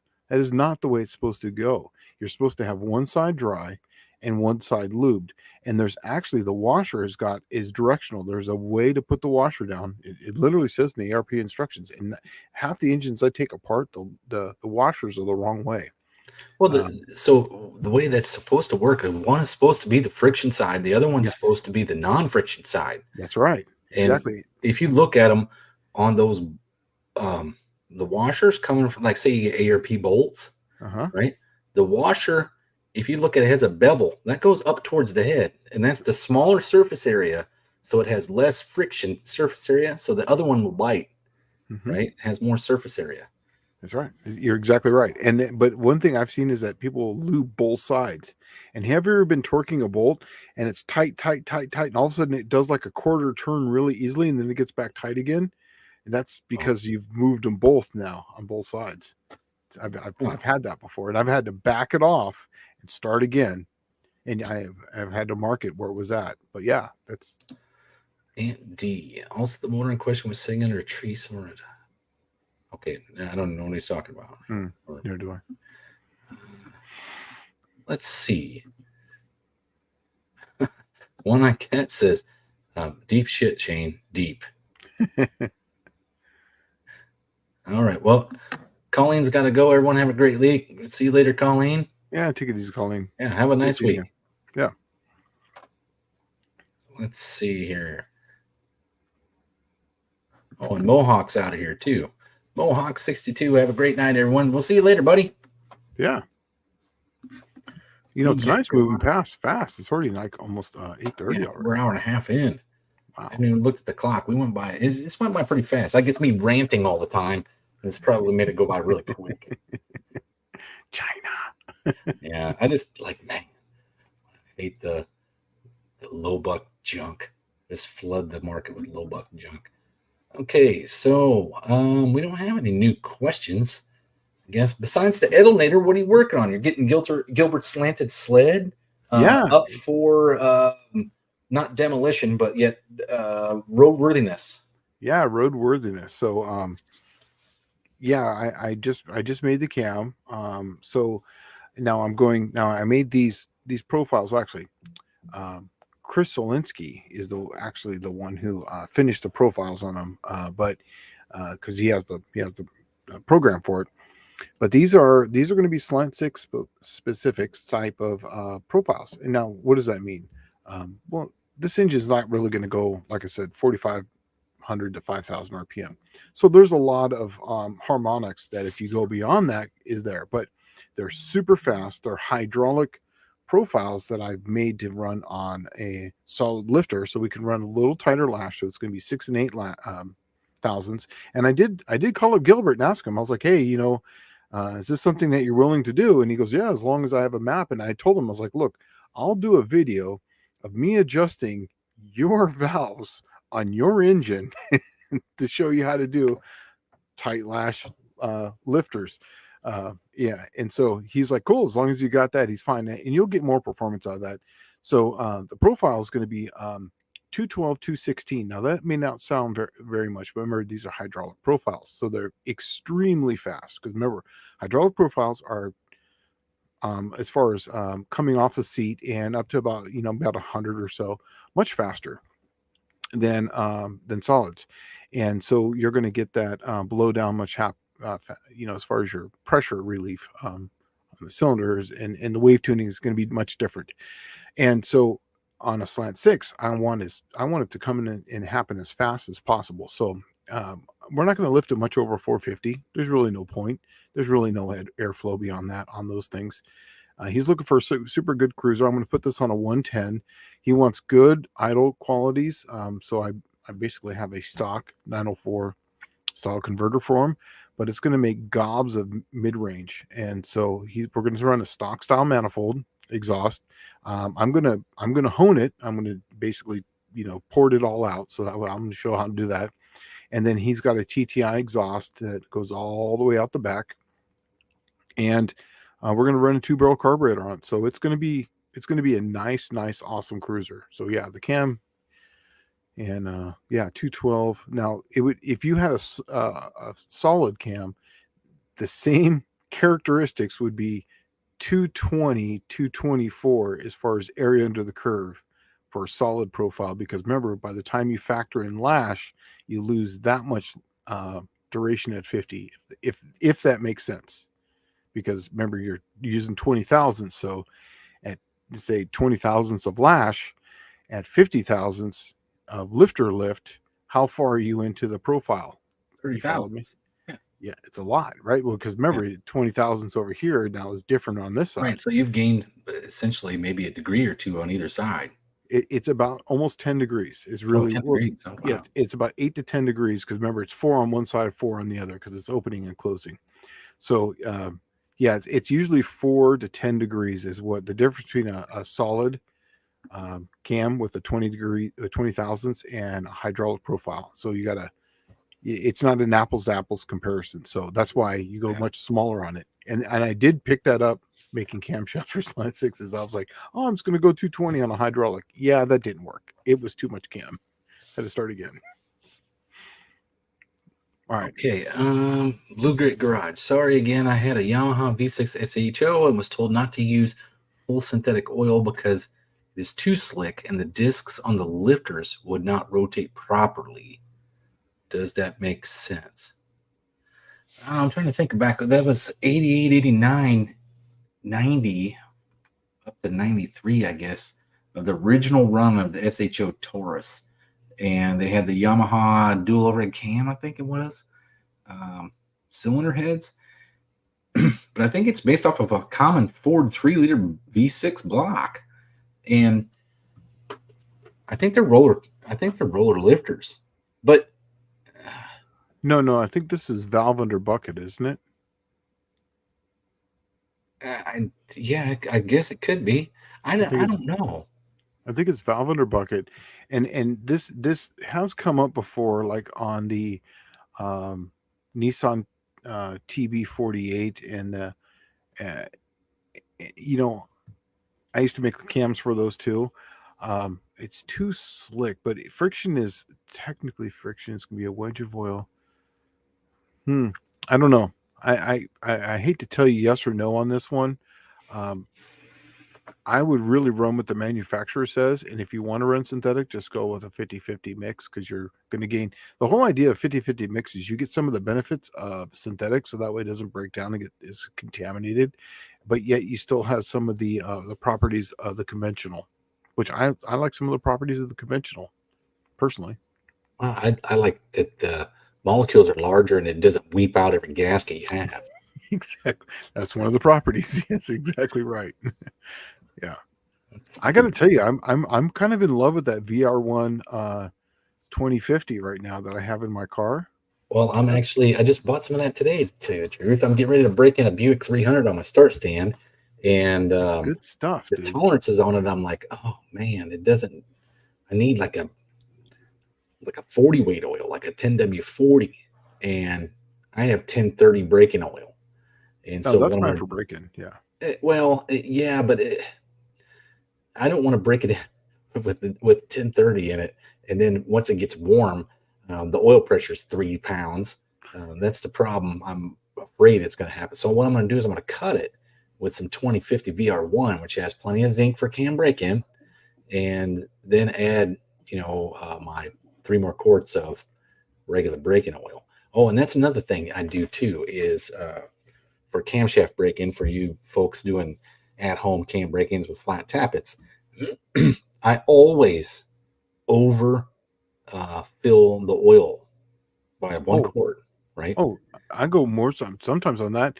If it's a 5 quart, I'll go like probably 6 or 7 quarts. I'll sometimes do 1.5 quart, Yeah. 2 quarts I overfill. always do 6 quarts in them, and then what I'm doing is I want the windage.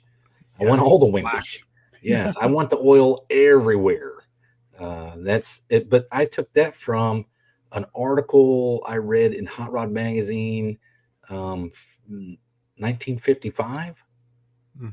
57, and it was Racer Brown, a guy that used to write for Hot Rod Magazine, had an article on how to do proper camshaft break-in, and he was talking about overfilling it because he wanted the interior of the engine to be slung with oil.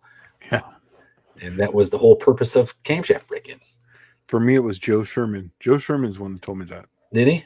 Yeah, he's the one that told me. He goes, yeah, I asked him about cam failures because it was kind of like, it was kind of a thing in like 2016, right? There was kind Well, of, it was a big thing in 2005, 6. yeah, but I mean, it was really, at that point, he goes, oh, just have him put a couple extra quarts in there on break-in because you want the oil everywhere. It's going to make it everywhere, So Yeah.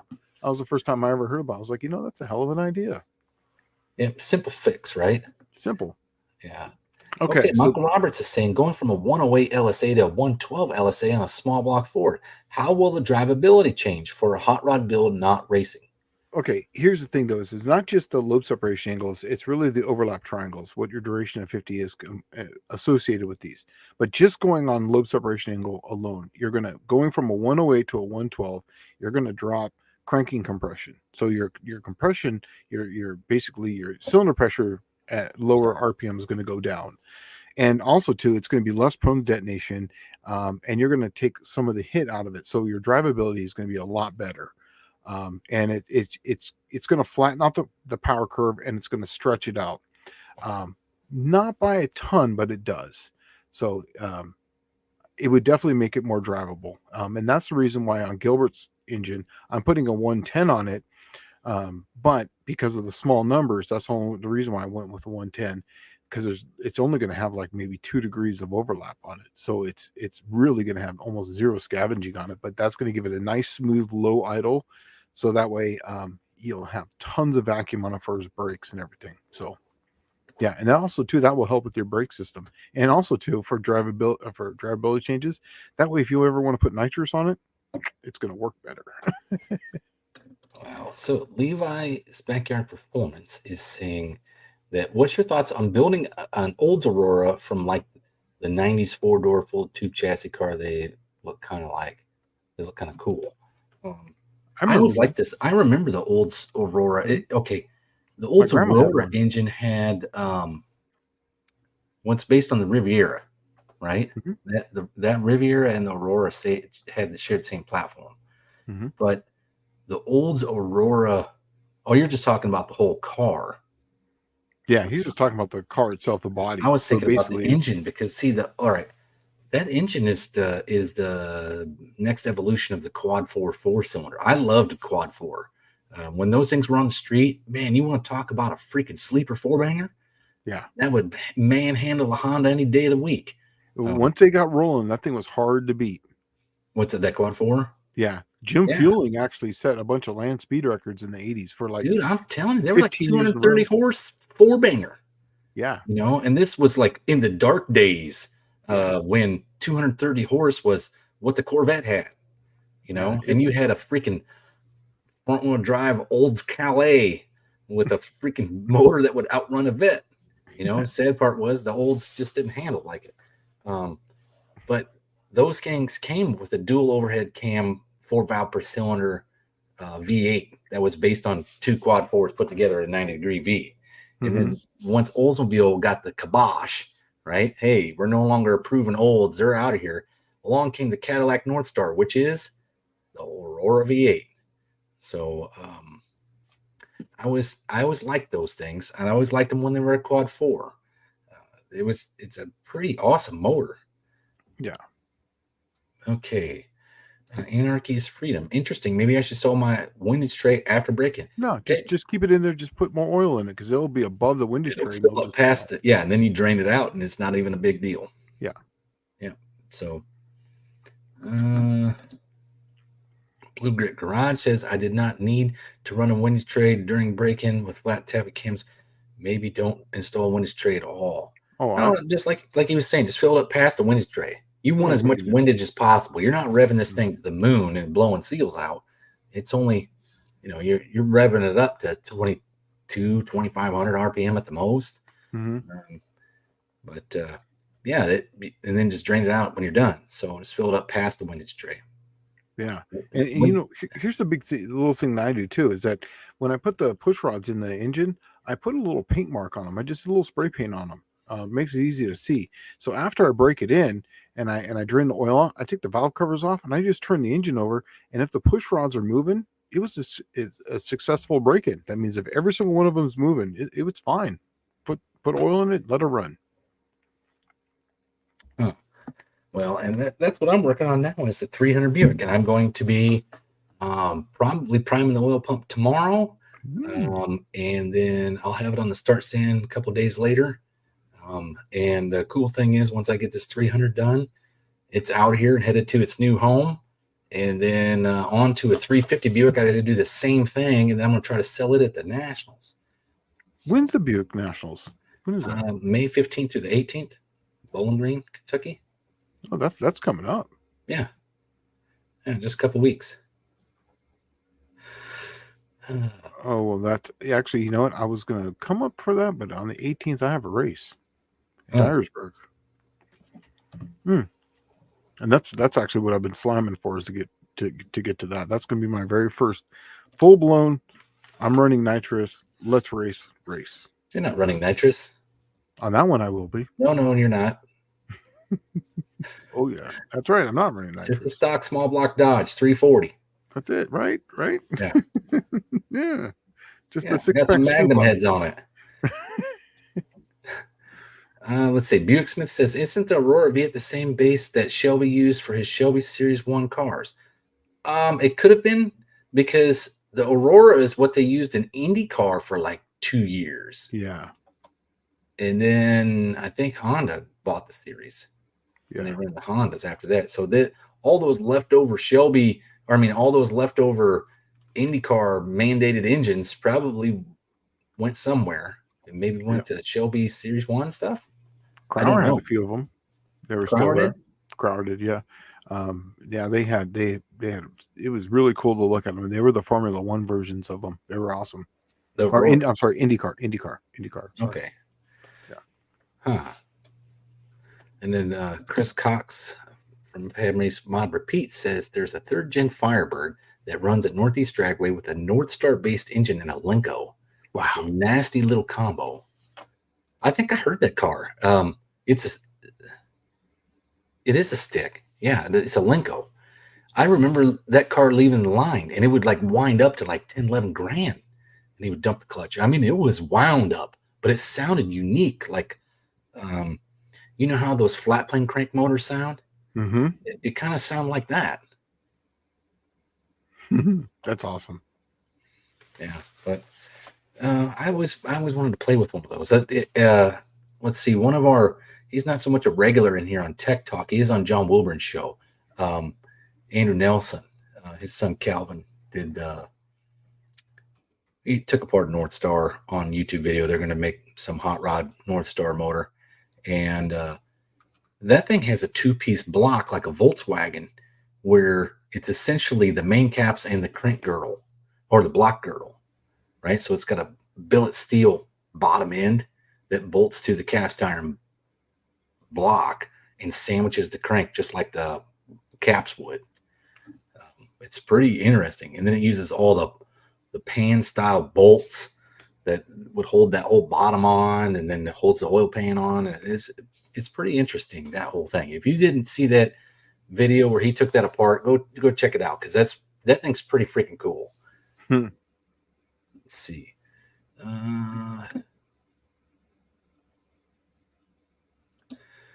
Alex, can you do a video about the experimental 455 engine heads and tunnel ram? They're supposed to be at the Nationals this year. I would love to see more about them. Maybe because I will be there, and Denny Manor, who is normally there when they do the displays, he's the engineer that was at Buick when they developed the 455. I know he's going to run away from me as soon as he sees me, because he was one of the performance engineers at Buick, and he was working on the nail heads, and then went over to the 455 segment. And I always give the dude crap.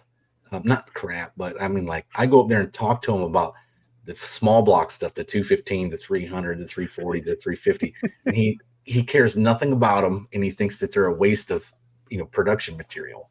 And so yeah, That's funny. When he sees me coming, like, oh crap, it's that small block guy. But yeah, I'll see if maybe he can just give me some information on them. There is some very interesting, neat stuff. Like Shane and I talked about it not too long ago, that there was a Buick, the big block development intake manifold that was tested on a boat in California in 67, 66, 67. And it was a dual quadrajet intake manifold for big block Buick, and they were testing it in California on what's that lake Smellsmore or whatever it is, Lake Elsinore. Yeah, Lake Elsinore. And the boat went down. It actually caught on fire and sank, and they never recovered it. Well, you remember just 2-3 years ago, California was in the biggest drought it's ever had in like 200 years, and most of that stuff was coming to the surface. And had I been smart about it, and had I thought about COVID's going on, shut the AHRA down, take a road trip out to California and pull that boat out of the water and save that intake manifold. That's what I wanted to do. I remember you telling me about that. I was like, that sounds like an awesome idea. Yeah. I thought we could find it because it would have been right there, close to the top. Yeah. Let's see. John Wilmer says they have a North Star and a Fairmont. It might come to No Name Nationals. Well, I hope so, because I like that North Star motor. Yeah. Except for that I changed a bunch of starters on those, and that's in the tray. That's in the in the Lifford Valley. Man, oh my God. You gotta take the whole intake off. What a pain in the ass. Let's see. I used to get a lot of those things. North Star? They've had problems, the same problems as the Quad 4 had. They'd munch on head gaskets, and it has something to do with the expansion rate of the block versus expansion rate of the head. And they've tried. That's where the MLS gaskets came from, I believe, was those engines, right? Oh, okay. I didn't know that. But yeah, I know. I can tell you right now, I changed so many of those starters. It was ridiculous. Huh. Okay, Michael Roberts. Let me grab that cam number.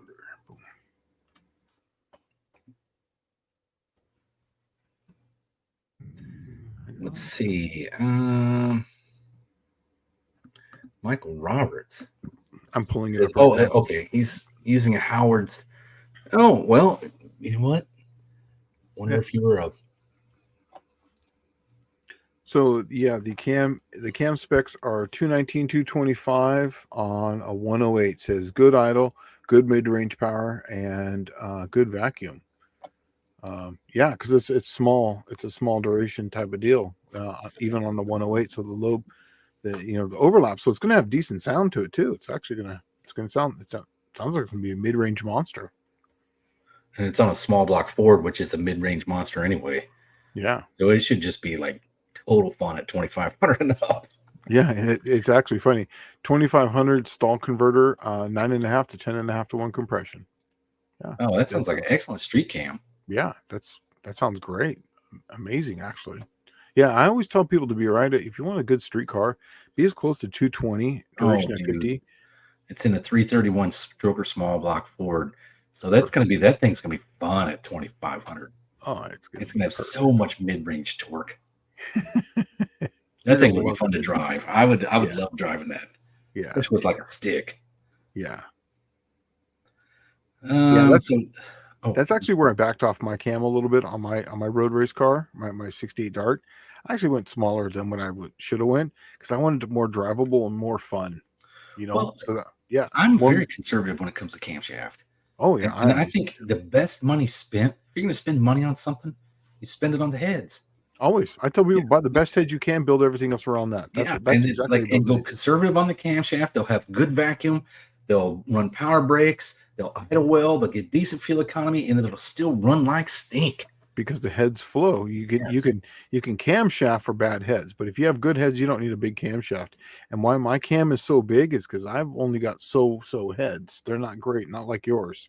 Mine are not that great. That's why I have to have 20 degrees more camshaft than you have. Is for that exact reason. My head just don't flow. Yeah. Well, Dakota's timeout. Hey, I got something for y'all. 74 Trans Am, stock GM, built 1977 400 Pontiac engine, 7.6 to 1 compression ratio, turbo 350, 373 gears, 29 inch tall tires. This thing is making me go broke on gas. I'm getting like 7. That's probably about right. Mm-hmm. Oh, it's a 400 Pontiac. Yeah. Okay. Yeah, that's not too good. I mean, you don't have many things going for you here. What you can do is up that compression and make the engine a little bit happier and more efficient. It'll make more power. Yeah. And you might get like 10, 12 miles a gallon out of it. Yeah. To be honest, here's the fairest thing. That 400 Pontiac, let's just say ideal conditions, perfect compression, perfect heads, everything set up. The best you're going to do is double that. Let's just say 14. Now that's incredible. 14, but realistically, 14 miles a gallon is still just know the expectation. Even if you start working on this, that's pretty much what you're going to get. Dallas, what are you getting out of yours? My Suburban with 342 gears. See, here's the thing. Like, all right, my Suburban will get 14, 15 miles a gallon on the highway, but in town it's like 4, 5, 6, maybe 8. It's crap. Yeah, because it's got to get all that weight moving. Mm-hmm. But what I've noticed is these big torque engines from General Motors, it really doesn't care about the weight. Not much. Right? It's all the same, right? you got almost the same gear I got. You got pretty much the same size engine I got. Mm-hmm. You're probably getting about what I get. And you can't really do much better. Now, what you can do is you can try to get the compression ratio up to like 8.5 to 1, and then put like a 308 gear in it, and it might get like 15 or 16. Yeah, you might have to change the cam though too, because you want to build a little bit more cylinder pressure to make it more efficient. Yeah, there isn't much. This is why the dark ages of the muscle car came about. Mm-hmm. Was this right here? Exactly this, and then you have the gas crisis. Yeah, this is why the cars were distressed merchandise overnight. You're getting to feel like what it was like when Jimmy Carter was in the White House. And people were driving muscle cars every day, and then started getting hammered for 2 or 3 times as much as what gas cost before. Mm-hmm. So there's only a few things you can do. Right now, the ideal thing would be save up a little cash, park that sucker, get yourself a little 4-cylinder, 6-cylinder, V6 truck. And not a full size, but like a small little thing, or even a car, and drive that sucker around, or do like Shane and get a Slant 6 Dart and just drive that sucker around for a while. Dude, it's awesome. And I get like 22 or 20 around town, 24 on the road. Yeah, it's good. And it's cooler. It's cooler than everybody else's car. So, hey, One-Eyed Cat, he's saying road race Dart. Yes, it is a 1968 Dodge Dart. I put a triangulated 4-link in the rear, and so it's got coilovers all the way around. It's got a TKX Gen 3 Hemi, 6.1 with 5.7 heads on it, and a 6.4 intake. I wanted to try to make as much power with factory parts as possible. My guess is going to be right around 500-ish, which is good for me. That's all I really need. But I was actually, when this whole no-name nationals thing started, is actually why I really started making videos. I used to post videos just on I had a YouTube channel. I used to just post videos just for whatever. Very, very, very randomly, just motorcycle stuff, gun shooting stuff, just stupid. But if you go back to my channel and go back to the very beginning, you'll see my whole channel was nothing but me building this, trying to get my 500 subs so that way I could go to the No Name Nationals. My goal was to bring that car. But then I started building it, not enjoying it, because that is my dream car. 68 Dart is like the ultimate car in my book.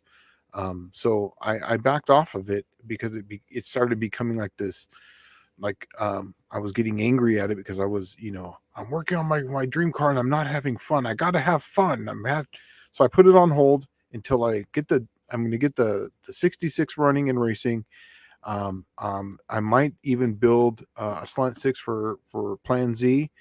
And then after that, I might start working on my 68 again. But right now it's good right where it sits until I want to work on it again and be happy doing it. Yeah. Is there anything I can do to get better miles per gallon? Just typical with those gears. Yeah, the gears, the engine. I mean, you think about it. You got the lowest compression ratio possible on a 400 Pontiac. They were anemic because the compression ratio was so low. Right. They weren't even, I mean, when the compression ratio went that low, they weren't even famous for the torque they made. So, yeah, I think the best thing to do is somebody said here, find a 3.8 liter and a 204R trans for the TA. And that with a 373 gear, that would actually be a really good combo to drive around. It would probably perfect. Get about 25 miles a gallon. Yeah, that would be. I saw that and I was like, dude, that sounds like the ticket right there. Yeah, I tell you what would, if you could find a 3.8 liter Buick, because I don't know if those came. I think you could get a Camaro with a 3.8 with a 231. So there's got to be frame mounts out there for them. Mm-hmm. But yeah, well, that's exactly what I would do right there. And the 204R is the same length as that Turbo 350. Yeah, it'll fit right in there. Even use the same drive shaft and cross member. Exactly. So you won't have to change drive shaft or anything. Yeah, and then leave your 373s in it. Yeah, exactly. And that 200 has got a low ratio first. I think it's like 275 first gear. So it'll actually help your acceleration. Here's your answer right here. Hippie Miller says, I got an old 3.8 and a 200 trans someone can have had around 48,000 miles on it. There you go. There you go. Dakota, go there and get it. Oh, no, he's already chickened out. Oh, I'm not doing that. Why? That's the answer to it. Yeah. That is literally the answer. Yeah, you got to have one driver and if you have an old car, you can't have one that encompasses everything. You got to have one that's your driver and one that's your car. That's your hop-up car. You're missing out because the 1989 Trans Am, everyone laughed when it had the 3.8 Buick in it with a turbo on it, and then it just whacked the Corvette. Everything. Yeah, destroyed them. So, not something to just laugh at. All right. Well, otherwise, that's the end of the show tonight. We got like a minute and a half left or so. Wow, so, that was fast. Yeah, that's the Blue Grit Garage. Exactly. That's what in fact, now I'm a 68 Dart with a 426 and a 4-speed is what I always wanted. But I have drag cars. And now that I got my 69 Dart with the Slant 6, I have so much more fun driving them around and actually getting them on the road than just loading it up, going to the track, drag racing. But that was fun, and it has its place. But I want to try something where I can drive the car, and I want to go do some SCCA cone dodging. And there's a bunch of road courses around here, the Ozarks, and then you got the one in Texas. And I want to do some open road racing on it. I want to go to Nebraska, do that one there, the one in Texas, Silver State Classic, do that kind of stuff. It'd be fun, Well, and you're gonna get your 66 Dart up and running, everything ironed out, and go to the No Name Nationals. And then once you get all that out of your system, then it's back on the Dart, right? And exactly. That one, yeah. That's exactly right. Yeah, I'm going to do this year what I tried to do last year. You know what I mean? And here's the thing: is what I show up with this year is what I was going to bring last year. So just know that. Hippie Miller says, "Thank you for doing this, guys. I always learn something." Hey, cool, man. Well, awesome. I'm glad you do. That's why we do it. Yeah, we're not doing this for money. We do this for our own good looks, and that's why the show sucks. But we don't have good looks, man. Yeah. we're beyond middle age guys, right? Yes, yeah, we're on our downward decline now. Yeah, we've already Now it's passed the parabolic. yeah, now it's time to just have fun and find that trashy 25-year-old tramp, Right. but Just a lay pipe, right? That's yeah, all. yeah. So, okay, well, we'll see Awesome. you next Wednesday, I guess. Yeah. Oh, I won't. I won't. Oh yeah, I'll see you. you won't. I'll I see you the don't know who week I'm gonna have after. on here yet, so I don't know if Andy Wood's on the picket line. I don't know if John Wilburn is messaging Andy one on the picket line. I don't know anything. So until next week, I'll see you next week. Yep. All I'll right. see you So guys in a couple weeks. And once again, like always, Slant Daily Garage at Yahoo, and I will get on that question about the 2-barrel carburetor. I promise you I'll get it now that I have it, and we'll go from there. yeah. All right. Well, we'll see you later. All right, guys.